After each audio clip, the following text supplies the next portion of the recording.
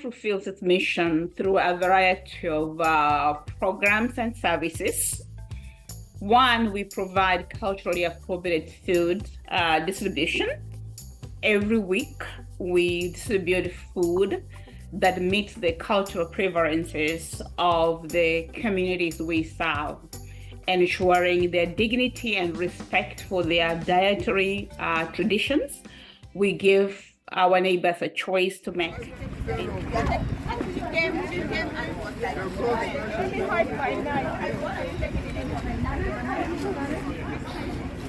Okay, we need to move. The wrong line.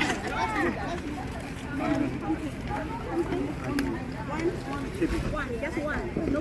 Okay. Hello. You want to come? My role as Director of Community Engagement and Partnerships, I have witnessed, or we have inspired many families, many African immigrant families, to engage in community gardening. This is a situation where AfriThrive helps them to acquire community gardens, and then on which they grow their own foods, their own vegetables. And this has been very successful. As of now, I think we have inspired close to more than 50 families who now independently manage their own community gardens where they grow indigenous African vegetables, including pumpkin leaves, okra, nightshades, and many others. And this has increased food resources among the community. And also, in addition to this, we continue to actively grow the same food crops in our cultural farm at Purrisville. And also, we source foods from different organizations in Washington, D.C. And in this way, we have increased access to food. Actually, most members of the community now have adequate access to not only healthy foods, but the kind of food that they were used to, where they came from. And this one has improved their healthy situation and brought them out in a way that enables them also to interact with not only with us, but also with the other community members.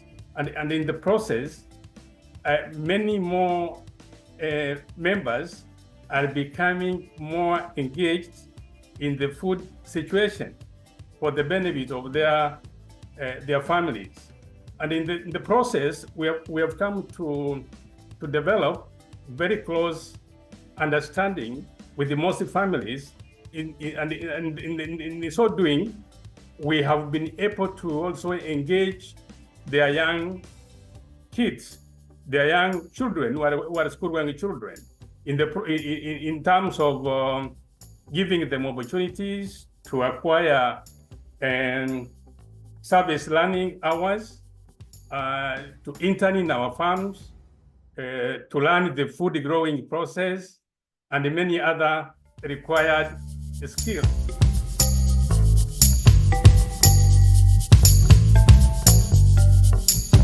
We provide oversight through a review of the documents that come through management, as well as the regular meetings that we have, usually about 4 times a year. But there are times we have actually met more than that, depending on what was happening. And of course, making sure that whatever commitments we make, we follow through and ensure that they are done. Now, my own interest in the organization comes from my own research. I've been working on African immigration to the US for a while, and I've therefore been aware of some of the challenges that this community faces. And actually, even in my own state of Ohio, I'm a former commissioner of the state of Ohio's New African Immigrants Commission that has actually been working on some of the issues that are coming up, including food insecurity, professional development challenges, and everything that has to do with how this immigrant population is working to be self-sufficient in almost every aspect of American society. And one of the issues that we've been aware of is the cultural challenges that they face when it comes to things like food, for example. And therefore, when Dr. Chodi approached me with the opportunity to serve on the board, particularly looking at the goals of this organization in terms of helping African immigrants to be food self-sufficient, or at least having culturally relevant food, I jumped at the opportunity because I know that even based on my own research and my service in the state of Ohio, that is an area that we definitely need help in. And I'm glad that the organization has been making a difference in that regard.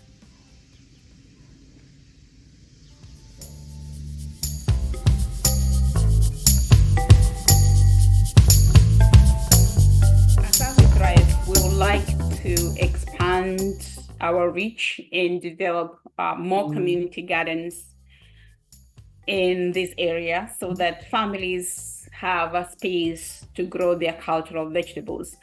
But also we are cognizant of the fact of the challenges that we face in growing community gardens, lack of land or infrastructure in general.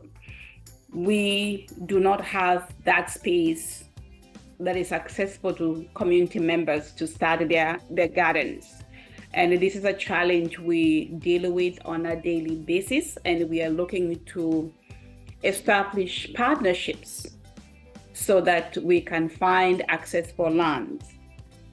And our goal is to create a sustainable model that can be replicated to other communities that are facing similar challenges with food insecurity. When people grow what they eat or eat what they grow, the communities become more healthier. And it's our goal that communities will be able to grow their own foods. I don't know if that made sense. And also the other thing is, in our 5-year journey supporting the African immigrant community in the DMV area, I'd like to thank each and every organization that has supported our journey. You have been the cornerstone for our success, because we will not have done this without your support.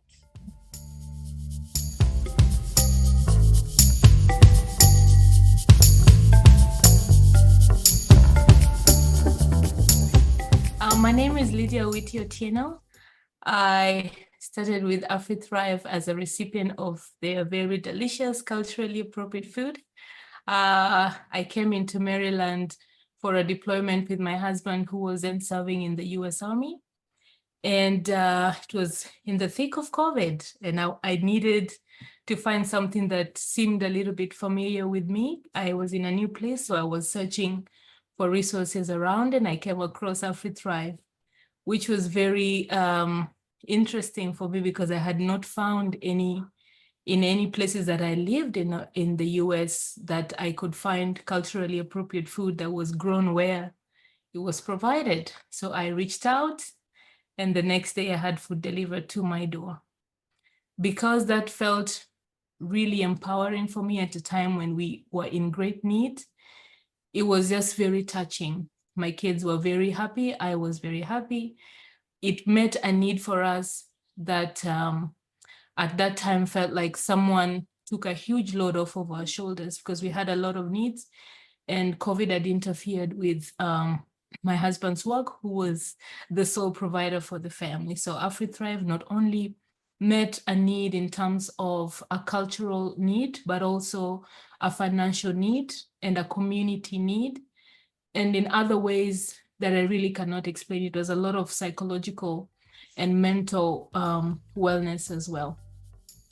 So because of that feeling that I got from being served this food and also being welcome into the community, I felt that those people around me that were also African immigrants and minorities, including refugees that were near me, that they needed this type of service. I volunteered to start a food service place just outside of where I lived. And so I was supported in putting together a food service or delivery every Friday and the food would be brought, and sometimes I would go and pick it up and bring it to my community. And it brought to us a sense of belonging where I lived. We now started talking as neighbors. We started to engage, and soon thereafter, I had to leave, but I continued to volunteer as a technical staff since 2020, and now I'm still volunteering, but I transitioned into a paid employee as the Director of Programs and Policy. And I love this work, particularly because as a young parent, I see the work of AfriThrive as building a coalition around the needs of a population whose needs are normally not met. My apologies. And particularly because I want to see some change and some acceptance within our community of the fact that it's okay to say what you need. It's okay to express your feelings. It's okay to embrace your identity wholly. I see AfriThrive as the future for my children, for myself and my children. I want them to be in a place where they feel like they can fully accept themselves with their identity, their multiple identities, and have their needs met in terms of what they eat and who they engage with as well. So that's the reason I'm very bought into AfriThrive, and it is my hope that we will continue to support the organization to have the impact it has had on me and continues to have on myself, young African immigrants, and also the ones that are coming up behind us. Thank you.